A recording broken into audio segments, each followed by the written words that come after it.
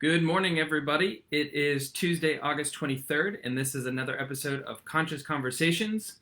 I want you to grab coffee, grab water, do what you need to do, and we will get started in just a few moments, making sure that we post on the proper channels. Go ahead and say good morning so that we can see who is here, and we will get started. One of the things that was an inspiration for today, and we will get to that in just a moment. Let's see who's here. Good morning. Good morning. Doug and I we were talking last week and having a great conversation, seeing quotes and other things that were going on throughout the week. And one of them was this quote from Vicki Robin that is, "Money is what we trade our lives for." Now, of course, I'm paraphrasing. I believe what she said specifically was money is what we trade our life energy for, and we will definitely have a discussion around what that looks like. Vicki Robin is one of the authors of the book Your Money or Your Life, which is a continuation of our discussion from last week, as well as a way of pivoting ever so slightly into our conversation today. So let's go ahead and see who is here. Good morning, good morning. Please make sure that you say hello so that we can have a conversation together. But understanding, this is a topic, of course, that I think potentially gets a lot of people involved, or can also really kind of deter people in terms of having this discussion of thinking that it is an or discussion, right? Your money or your life.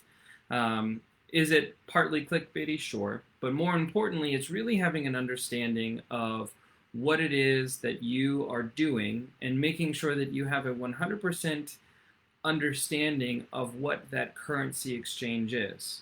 Now, of course, we can talk about currency exchange from the perspective of business, meaning, you are giving a certain amount of hours and you're making a certain amount of money.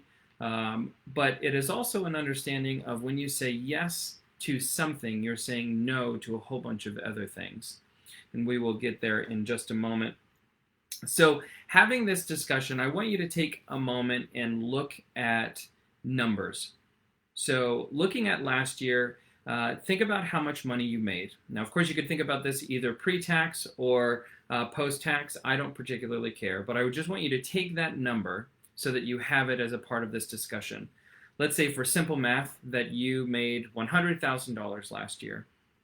If you take $100,000 and you were then to divide that by, say, 50 weeks at 40 hours a week, that's 2,000 hours. So 100,000 divisible by 2,000 gives you roughly about $50 an hour. That's how much that individual made. So go ahead and look at your number from last year, and I want you to take that number and I want you to divide it by 2,000, and that's going to give you roughly what your hourly rate was last year. Now, for a lot of people, you might go, well, I don't work hourly. Many of you are independent contractors, you're solopreneurs, you're entrepreneurs, things that are happening in your world where maybe you don't look at things as a clock in, clock out. Yet we still have to understand it from the concept of trading a portion of your life for money. Again, this is one of those that we might touch on certain parts of this topic. I want you to be open to the conversation and really understanding that this is putting things into perspective, right? Understanding that time, I love whenever we talk about time or we talk about money, there is a gut reaction from some people to say that time is a concept, it's not real. And to a certain extent, sure, we can have that discussion, and I'll give you a portion of that, but understanding that time is just a metric at which we measure something, right? We use it to measure poundage, we use it to measure water, right? We use it to measure our personal weight. And so in terms of time, it is a measurement of what we are doing over the course of the day or the week or the month. So when you think about time, which is also, again, you choosing to do something, which if you choose to do something, then you're saying no to a whole bunch of other things, is an understanding of what that hourly rate was, if we were to put a monetary value to the time that you're giving. So again, if you work roughly 40 hours a week and you work 50 weeks, which means you take 2 weeks off a year, then we're talking about 2,000 hours in any given year. 100,000 divided by 2,000 is $50 an hour. If you are at 50,000 last year, you divide that by 2,000, then that's putting you at $25 an hour. If you were at $1 million last year, you divide that by 2,000. Again, you get the point. So the idea here is an understanding that in your money or your life, what Vicky is talking about more often than not is people have no problem going to a restaurant and thinking about how much they give as a percentage of tip. Or maybe you're thinking about how much you're willing to spend or not willing to spend on a house or a spin class or a piece of art. And you're constantly kind of making that, oh, this lamp in Home Goods is $100. Am I willing to spend $100 on a lamp? So we think of currency exchange in terms of goods and services for the amount of money, but more often than not, it usually stops there. We never really talk about what the money currency exchange was for your time or your life. So something that happens quite often is that people will work, say 40 hours a week. And if we broke that down, we're saying how much they make in that particular week. They don't then look at, if I go out to dinner, so let's say that I make $20 an hour. If I make $20 an hour and we go out to dinner on Friday night, and we get appetizers and we get martinis and we have wine for dinner, and we get a really nice meal. We go to a steak house maybe, and Doug gets lobster and I get steak, let's just say. And after all of that, even though we're completely full and we avoid dessert, let's say that our bill is $160. If I was to give, let's say, 20% of that, then that would be $32, right? So I'm looking at about $192. Let's just round up and say that I spend $200 for that particular meal on a Friday night. Well, if I work 20 hours or $20 an hour, many people don't make the mental association that I had to work 10 hours in order to afford that one meal. Now, would I rather make a choice of, say, let's cook at home? We can have drinks at home, we can have steak and lobster at home, and let's say that I take that $200 meal and I cut it down to, say, $60. Okay, well, the difference in those two things is the idea that if I'm making $20 an hour and I am saying yes to the $200 dinner, that was 10 hours of my life that I worked. Would I have rather, if I work 8 hours a day, would I have rather taken an entire day off and just done the dinner at home so that I can work 4 days a week instead of 5? Now, some of you might think that that's overly simplified, but this is really an understanding of most people do not make that currency exchange in their mind of the life that they could have had. I mean, if I gave you an extra day where you didn't have to work, what would you do? Maybe you'd go to the beach. Maybe you would hike. Maybe you'd spend time with your children. Now let's compound that a little bit further. Let's ask the question, how often are you making $200 purchases in a week? Let's say that you make one a week. And so in that entire month, again, taking $20 an hour, looking at a $200 purchase as an exchange of 10 of my man hours, then I could easily take my 5 days a week and chunk it down to 4 days a week. So I now work 4 days a week. I'm off. I have 3-day weekends every single weekend. And it was all because I was able to make the choice of getting my life back versus that $200 dinner. Now, again, I know that this is overly simplified, and it needs to be because we only have 30 minutes together, but it really is an understanding of when we discuss your money or your life is, do you have an understanding that when you say yes to the new car that has a car payment of $1,000 a month, plus you need full car insurance on that car, so you're at $1,300 out the door. Plus, let's say that you wanted the Denali or something that's a gas guzzler. That means that you have to go to the gas station every 2 days. And, if you were buying gas over the course of the last couple of months, it wasn't that cheap. So let's say maintaining that new Denali at $1,000 a month, plus car insurance of $300 a month, plus you're needing to put gas into that vehicle every 2 to 3 days. So let's say that you spend another $300 for gas on that vehicle, means that you worked $1,600, right? $1,600 just to pay for that vehicle. Now, again, going back to this concept, let's say that in order for you to afford $1,000 car, that maybe you're making $50 an hour, or you're making $100 an hour. Again, going back to that concept of even $100 an hour, an individual would have to work 16 hours to afford that vehicle. Now, for some of you might go, well, I really love the Denali. I have to have that car. It's a creature comfort. Even though it's just Doug and I, who knows? We might adopt 47 children and we're going to need a place to put them. And so we need a really big SUV. But this is where we have to ask the question, do I, in my soul, really want the Denali? Or was I sold the Denali through marketing and advertising? And my favorite show, the heroine of my show, she is driving a Denali, and I want to be like her. So because I want to be like her, I go out and I buy that vehicle, not understanding that that was completely the play of the show, and that was the play of GMC, who gave the Denali to the show so that it could be featured, right? But really, for so much of what we do in society, and maybe not you, maybe I'm not talking to you, but maybe this is relevant to someone that you know, is the concept that many people move through life in autopilot, making choices that weren't actually their choices because they don't slow down enough to listen to themselves and find out what it is that they truly want. So I would love to just pause and get some interaction from those of you that are here this morning. Good morning, Roger. Good morning, Lindsay. Good morning, Kelly.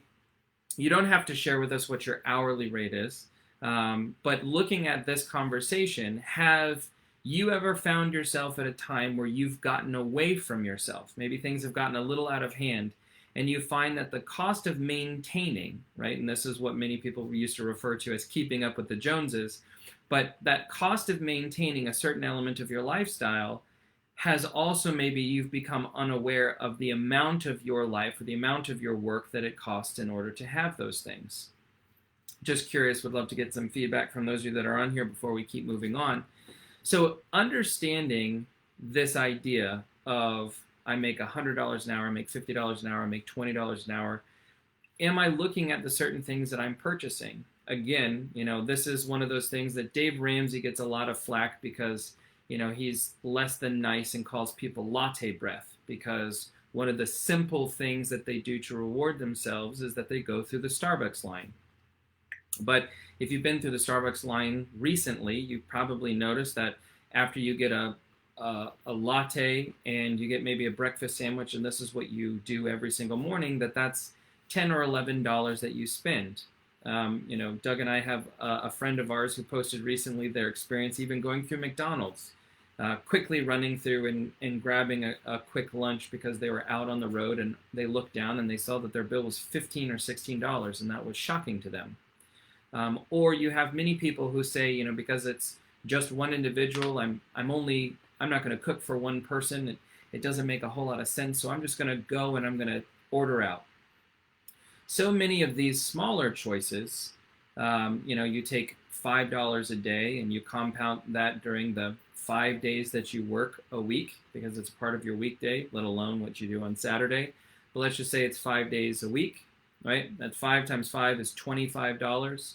You take that and you times that by 50 weeks. Let's say that you work 50 weeks and you're off for 2 weeks, and you don't buy coffee on those days that you're off. Again, we're saying that we're taking that number and we're able to see that someone spends about $1,250 just on lattes. Now, for the person who says, oh, but Michael, you don't understand. When you're talking about a life by design or a life of intention, that's a luxury. You're talking about people who can afford excess or can afford, they make way more money than I do.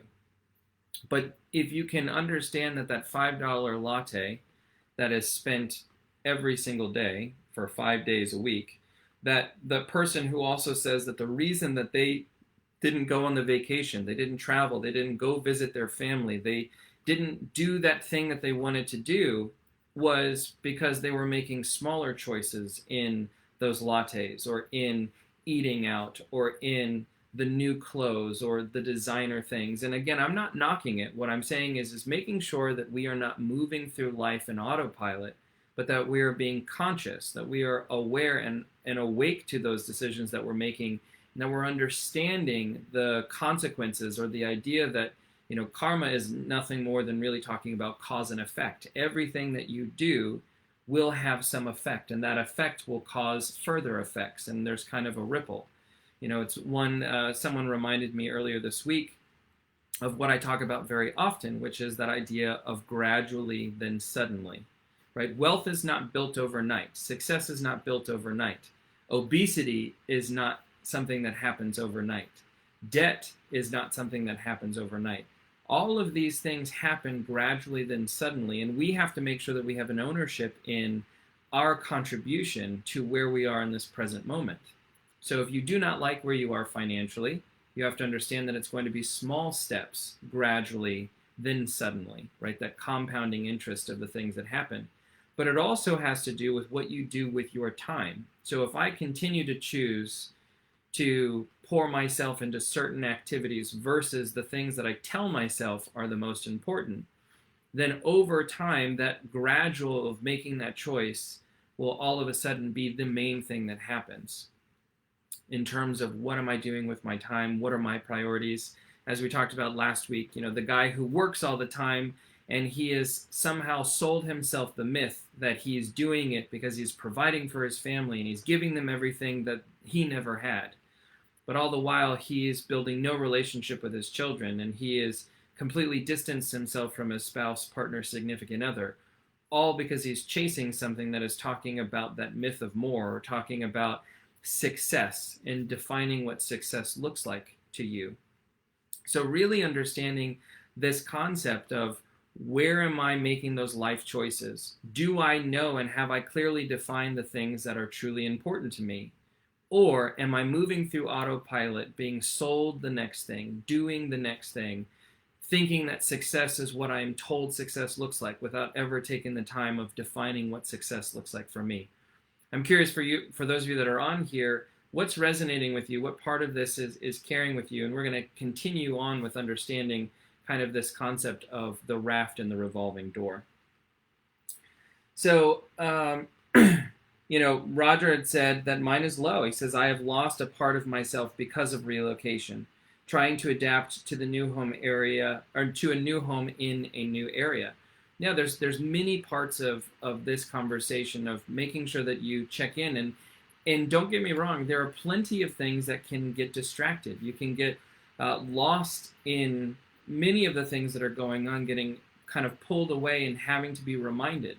Doug and I have conversations often about what is enough. And so I want to be abundantly clear that the title of today, of Understanding Your Money or Your Life, is not suggesting that you have to be absolutely poor in order to have a fulfilling life. But it is also understanding that a fulfilling life is not directly correlated to just the myth of more when it comes to money or when it comes to things. It's fascinating to be reminded that the purpose of life is to live with intention, right? To do the things you want to do, when you want to do them, with the people you want to do them with.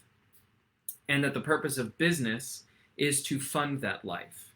And what I find fascinating is I envision, the little girl who is inside the revolving door at the department store, and I think of old Dillard's and old JCPenney's or Macy's stores that had the revolving door. And, there's that little child who's pushing the revolving door and she's waving and she just goes round and round waving.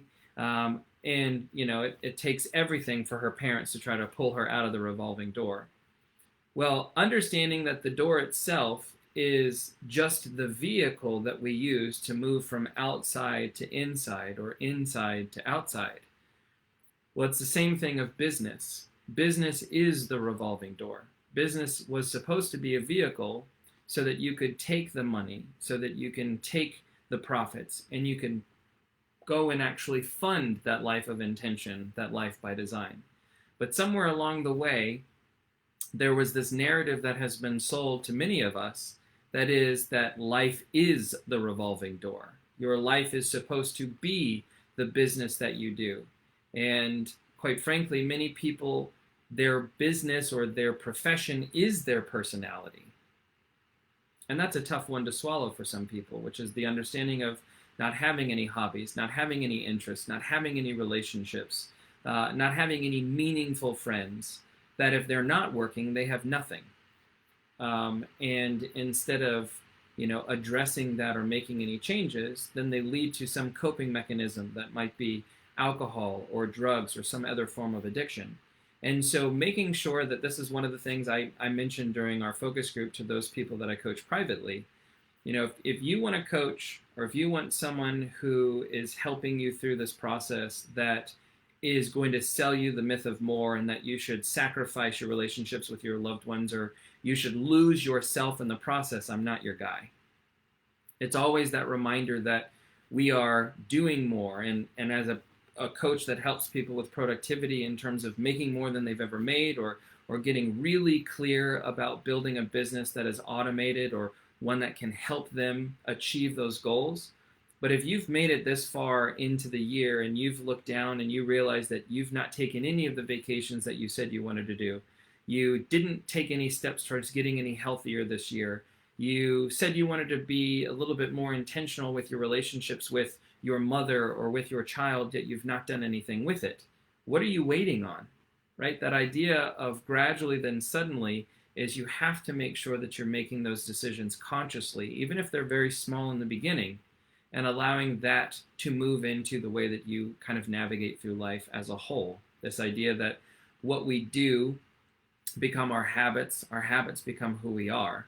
And so this idea of what are the choices that you're making, and are you making choices? Are you on autopilot, or are you consciously making that decision of understanding that the work that I'm doing is to fund this life that I have clearly identified, and as soon as I've hit that amount of money, I go out and I do what I need to do. This reminds me of there's a story I used to tell when I was teaching Ignite, in which I remind myself of my uncles, and I have two dear uncles of mine. One was Jack and one was Bob, and both of these gentlemen passed away suddenly in their 50s. And Jack, there were some things that were going on in his life that kind of pulled people away. They didn't know what exactly was going on with him. I don't need to get into the details, but very rapidly, in the matter of days, did things go from okay to, unfortunately, him losing his life. With my Uncle Bob, it was a heart attack in the middle of the night, gone. And here was a gentleman who, worked his butt off and built a wonderful life. And, they would come down to Florida for their wedding anniversary and spend a week here. And they had a place on the Jersey Shore that they would be at for 2 weeks, 3 weeks of vacation every single year, plug away, or working towards retirement. He never made it. And so this idea of living now, living with intention in the present moment, being aware of the present moment, and also understanding what are the things that are truly important to you versus the things that are being sold to you, is one of those things that we will always battle with. We will always have some of these challenges of understanding, reminding ourselves what the purpose of business is to be, so that we never lose ourselves in the process, right? So let's see some of the answers. Angela said, when I say no to something, I'm saying yes to other things that may have more value than monetary. Yeah, that no can produce something that could last a lot longer. Absolutely, Angela. This is something you and I were having a discussion about last week. And, it really is this idea of, am I being 100% present with the people that I'm interacting with? Am I being intentional with how I leave these individuals? Am I leaving people feeling better that I was around, or am I making people feel drained?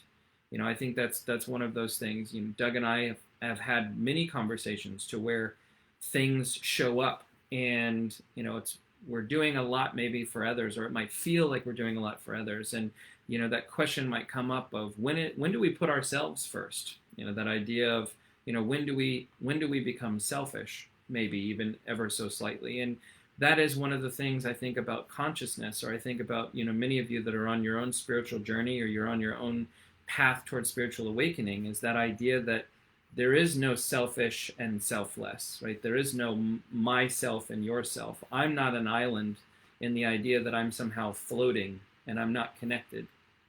If I look below the water surface, I realize that this island, which might in and of itself look completely independent and unique and has its own physical features and its own personality, I look below the water surface and I see that this island is connected to another island. And that island is connected to a peninsula, which is connected to a continent. We are all a part of the same thing. And the second that we stop seeing ourselves as being isolated little islands is when we start to realize that we are all a part of something greater than ourselves. And that idea of me pouring into you is also the fulfillment that goes back to me, right? There's no monetary value that can be on that. Now, of course, I need to provide for my family. I need to make sure that we have food and shelter, and there might be a little bit more in terms of abundance so that we can give back. But if we lose sight of that and all we're doing is chasing for the sake of more, Doug and I were listening to a Ram Dass lecture this morning, and he talked about where is the peace in the myth of more? When do you ever get to enjoy it? If all it is as soon as you achieve a goal, you go after the next one. Or you climb up a mountain summit and you look up and there's a bigger mountain summit after that. Where is the peace in never being content? Right? We talked about this, I think, a few episodes ago when we were talking about contentment versus complacency. When do you get to be present? When do you get to be grateful in gratitude? When do you get to make sure that the activities that you're doing are pulling you closer to the people that are around you and the things that bring you fulfillment versus, if I'm going to really grind for the next 10 years and then I'll be happy. Then we get to relax. Then we get to retire, because many of us might not ever make it. So why are we prolonging this idea of being present versus making sure that we're taking advantage of today? Let's get some ahas from individuals. I want to be mindful of your time and be mindful of this morning. I know that this might be a little bit heavier of a topic, one that many people might not necessarily want to address. If during the math portion of this episode I lost you in any way, please reach out privately. I'm more than happy to run through those numbers with you as well so that you have an understanding. Then you can start to make some choices. I'm giving a portion of my life in order to make sure that that thing that I own or that service that I'm getting, that I might need to ask myself, if I removed even just a quarter of some of the things that I tell myself that are important, what would 25% of my time being able to go after the things that are important to me or the passions that I have, how different would my life be? Ahas, let's get some ahas from you that are in here. This is, again, while I'm filling space, for those of you that are typing, this is when we have the discussion, again, in our own household. The idea that finding a number of private coaching clients that work for me and my schedule so that I can follow some of the passions that I have of writing, that we can maybe build some other things for people who might not have the financial ability to afford one-on-one coaching. I might have plenty more time in my week that I could add on more private coaching clients if the only reason was to make more money. But I would be losing that element of myself that is writing and reflecting and filling up my own cup and how I learn so that I can bring content and material to you. So there's always that understanding, as Angela so poignantly brought back, right? When I say yes to something, I'm saying no to a whole bunch of other things. Well, it's almost at the top of the hour. I do want to be mindful of your time. So as a reminder, ahas. Ahas mean associates helping associates, right? It's allies helping allies, whatever you want to make the acronym or what you would like the A to stand for. But one of the biggest things about you giving feedback, of you typing, is it's cementing something that you want to make intention with. It's something that you might want to meditate on. It's something that you might want to take action on this week. So please don't avoid interacting with the post. We will more than happy go back and comment and interact with your comments here on Facebook Live. But please make sure that you are going to the process of typing, whether you type here with me or maybe you type in a Word document or you add some thinking time onto your Google Calendar, or you might write some things in your journal, making sure that you're not just here with me, sitting with me, although I appreciate it, sitting with me for these 30 minutes on Tuesday, but that you actually are taking the information that's here. And if it's speaking to you, then wonderful. If it's not, I hope you have a wonderful day. But really making sure that you don't allow it to only live in this time that we have together. That you take some of these topics and you carry them with you into the day or into the week.